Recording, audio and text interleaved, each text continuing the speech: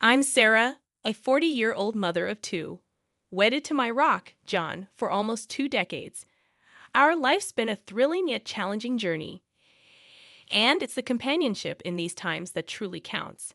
However, things took a turn with the unexpected arrival of my younger brother Tom, a 32-year-old who's still figuring life out, often making impulsive decisions. It was a typical Sunday, with our family congregating at Mom's house, a place brimming with childhood nostalgia.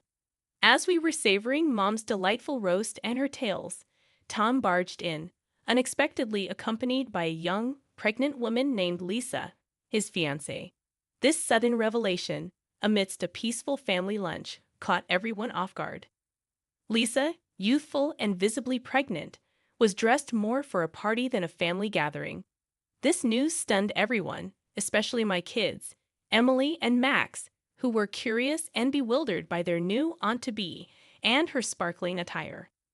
Tom's announcement of his engagement and impending fatherhood brought a tense silence to the room, only broken by John's attempt at congratulatory words.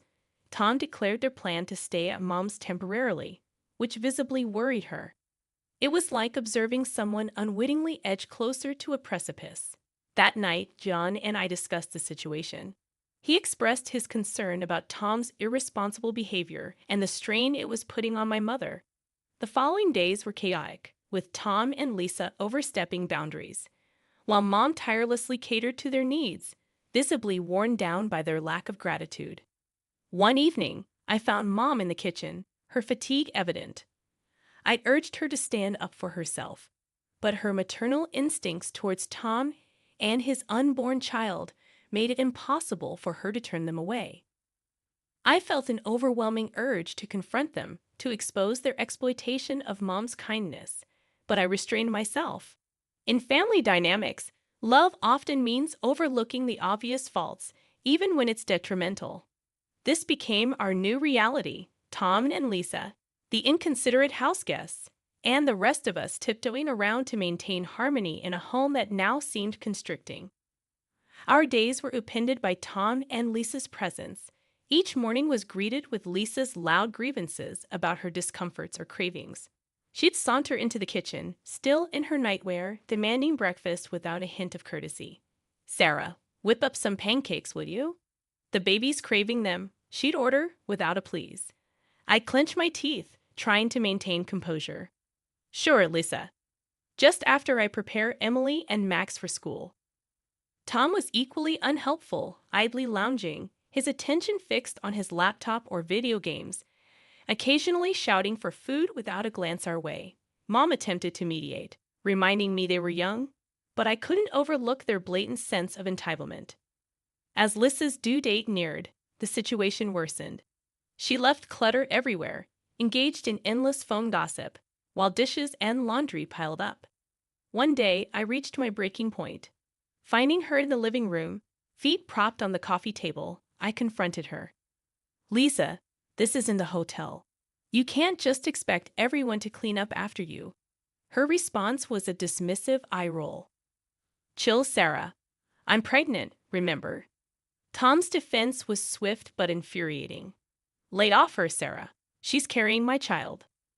Mom intervened, pleading for peace, but the unfairness was glaring. She was exhausting herself for their sake, yet remained unheeded.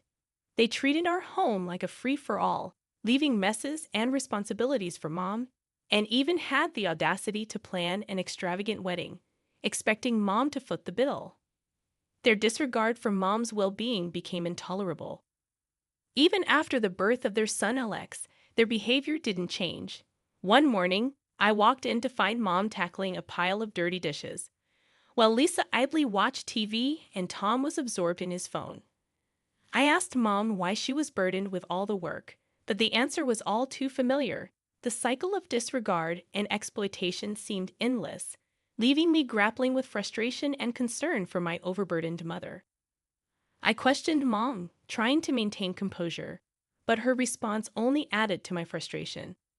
"Lisa needs to rest, and well, Tom's busy," she said. Turning to Lisa, I pointed out her lack of contribution, but she retorted with the excuse of her recent childbirth. Tom, disengaged as ever, defended her, claiming ignorance of their hardships. I was incredulous at their audacity. Sitting idle and burdening Mom was their idea of being busy? Mom attempted to diffuse the tension, claiming she didn't mind the extra work, but my patience had worn thin. I'd argue that Mom was not their servant, but my words fell on deaf ears. Tom and Lisa continued their routine, frequently leaving the house, burdening Mom with their child, and flaunting their extravagant purchases. Discovering a receipt for an expensive dress, I confronted them about the financial burden they were placing on Mom. Tom's indifferent shrug and Lisa's smug attitude were infuriating. They saw nothing wrong in exploiting Mom's generosity. Alone with Mom, I pleaded with her to see the situation for what it was, exploitation. But her maternal instincts blinded her to their irresponsibility. I can't abandon them, especially not Alex, she said. Despite my efforts to persuade her, she remained steadfast in her belief that they needed her help. Feeling helpless, I watched the family dynamic deteriorate. Tom and Lisa continued their parasitic behavior, while Mom, ever the selfless mother, couldn't recognize the extent of their exploitation. The situation reached a breaking point when Mom suddenly fell ill.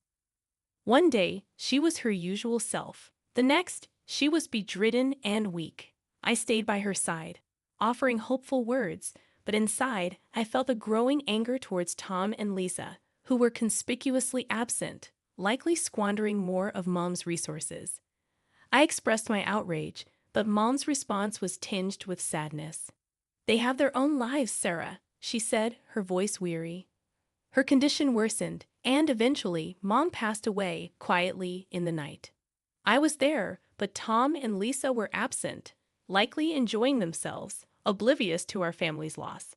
The funeral was a blur, a mixture of grief and resentment towards my absent brother and his partner. Their absence during Mom's final moments and their continued disregard weighed heavily on me, underscoring the profound disconnection within our family. I recall the moment Tom and Lisa arrived at the funeral, their appearance more fitting for a celebration than a solemn occasion. Lisa's attire was notably inappropriate, drawing murmurs from the crowd. John offered me a comforting squeeze of the hand, trying to provide some support. Post-service, Tom urgently wanted to discuss Mom's will. His insistence, so soon after our loss, left me aghast. He claimed Mom had left the house to him, a statement that seemed incredibly presumptuous and insensitive given the circumstances. My protests about respecting Mom's memory fell on deaf ears. Tom was adamant about his entitlement. The following day, I visited Mom's house to gather her belongings, but I was met by Lisa's sneering face at the door. She coldly informed me that the house was now theirs, claiming Tom had inherited everything. Tom's appearance, confirming the claim with a smug grin, sparked a mixture of anger and disbelief in me. I felt alienated, standing at the threshold of my childhood home, now claimed by my callous brother and his wife. Determined to seek justice, I found myself nervously entering the notary's office. The whole ordeal, grappling with Mom's loss, and now this dispute with Tom, seemed like a nightmare. Mr. Jacobs, the notary and an old family friend, greeted me with a solemn expression. As I voiced my doubts about Tom's claim, Tom and Lisa arrived, exuding arrogance. Mr. Jacobs began reading the will, and my anxiety peaked. When he reached the part about Tom, he announced a bequest of only $5,000 to him, a revelation that visibly shocked Tom. Mr. Jacobs then continued, to my relief and surprise, declaring that Mom had left the family home and the remainder of her estate to me. This unexpected turn of events was a small solace in the midst of our family strife, offering a glimmer of hope amidst the grief and turmoil that had enveloped us since Mom's passing. The revelation in Mr. Jacobs' office left me feeling a mix of relief and vindication.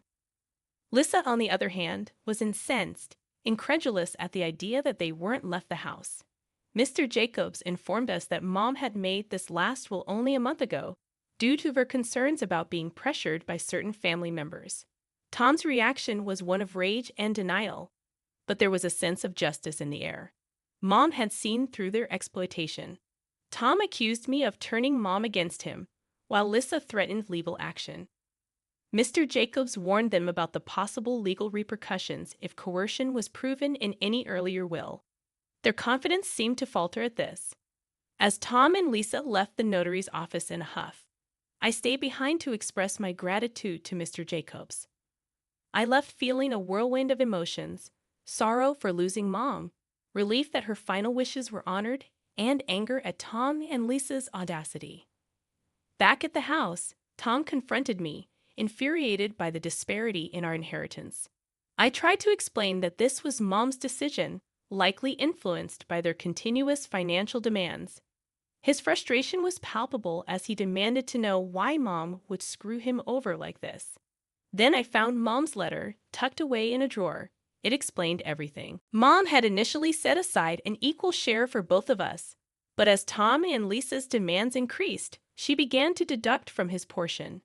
By the time she wrote her last will, Tom had already received most of his share through these advances.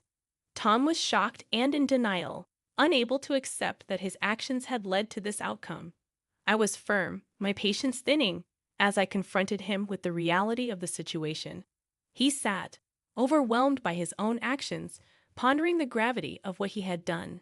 The weight of his choices and their impact on Mom's final decisions was a harsh reality he now had to face. As I set the letter down, a blend of pity and frustration washed over me. "You've only yourself to blame, Tom. This was your doing," I said, watching him leave the house, a shadow of the man he once was. There was a sense of justice in his departure, but it was tinged with sadness for a family now fractured by both grief and selfishness. The house, previously a battleground of family conflicts, now stood in a haunting silence. Tom and Lisa had left, severing all ties with me. It was a relief to be freed from their tumult, yet it also left me to grapple with the fallout of their actions. As I sat in the living room, lost in thought, my phone rang. It was Jenna, bringing news of Tom. He was job hunting in town, and Lisa seemed to be living a single life, with no sign of their son, Alex. Anger surged within me at their reckless disregard for their child. Jenna's voice broke through my fury, suggesting that maybe there was something I could do. Her words ignited a spark of determination in me. I had to fight for Alex. He deserved a better life. The next day, I met with a lawyer, Ms. Rivera, a straightforward and determined woman. I laid out my case, my resolve firm. "I want to pursue custody of Alex. He's in a toxic environment," I told her. Ms. Rivera, sizing up the situation, agreed to help, though she warned it wouldn't be easy. The ensuing legal battle was arduous, with Tom and Lisa oscillating between cooperation and hostility. But I remained steadfast. John's support was unwavering, his arms a haven of comfort after each challenging day in court. "You're doing the right thing, Sarah. It's hard but necessary," he reassured me. The day I was granted temporary custody of Alex was filled with mixed emotions. He was a sweet, bewildered boy, but gradually he began to adapt to our family. Emily and Max quickly grew fond of him, and he brought a new joy into our home. Tom's reaction was one of anger and resignation. "You've taken everything, Sarah," he accused. I stood firm, knowing I was protecting Alex, a responsibility Tom had neglected. As Tom walked away, I realized our relationship might never recover, but this was about Alex's well-being, not our sibling rivalry. With Alex, life took on a new dimension. There were challenges, of course, but also moments of laughter and love. He was slowly becoming a part of our family, and I was resolute in making his presence permanent. Looking back, I knew despite the hardships and challenges, we were building a brighter future, one filled with hope and the love of a family reunited under new circumstances. Making the decision to bring Alex into our family was undeniably the right choice. It marked a new chapter for us, an opportunity to heal, grow, and foster a future brimming with love and stability. This was the legacy I yearned to create, a vivid departure from the selfishness and discord that once loomed over us. Our home, once a symbol of family strife, was now alive with laughter and the joyful sounds of children. Alex had seamlessly integrated into our lives, his presence a beacon of happiness. One evening, as I tucked him into bed, his innocent question about staying with us forever warmed my heart. Yes, Alex, you're part of our family now, I assured him, and his contented smile was all the confirmation I needed. John, standing by the door, shared a look of pride and fulfillment. He's really fitting in, he observed, and I couldn't help but feel a sense of achievement. We were providing Alex with the life he deserved. The next day brought the exhilarating news. The court had granted me full custody of Alex. Overwhelmed with emotion, I thanked Miss Rivera profusely. The family's reaction to the news was a beautiful sight. Emily and Max embraced Alex, and even John was visibly moved. "We're a complete family now," he said, voice laden with emotion. The journey had been tumultuous, but it strengthened us. While I occasionally thought of Tom and Lisa, hoping they would find their path, my priority was our children and our family. In the following months, Alex flourished, transforming from a timid child into one filled with confidence and joy. One day, while playing in the garden, he presented me with a dandelion, proudly announcing his wish for us to be together forever. Holding him close, I assured him that his wish had indeed come true. Looking around at my family, I felt an overwhelming sense of peace. We had navigated through the storm and emerged more robust. Our future was a canvas of hope, love, and endless possibilities. This was our story, a testament to the resilience of family and the transformative power of love. It was a future bright with promise, and we were more than ready to embrace it wholeheartedly.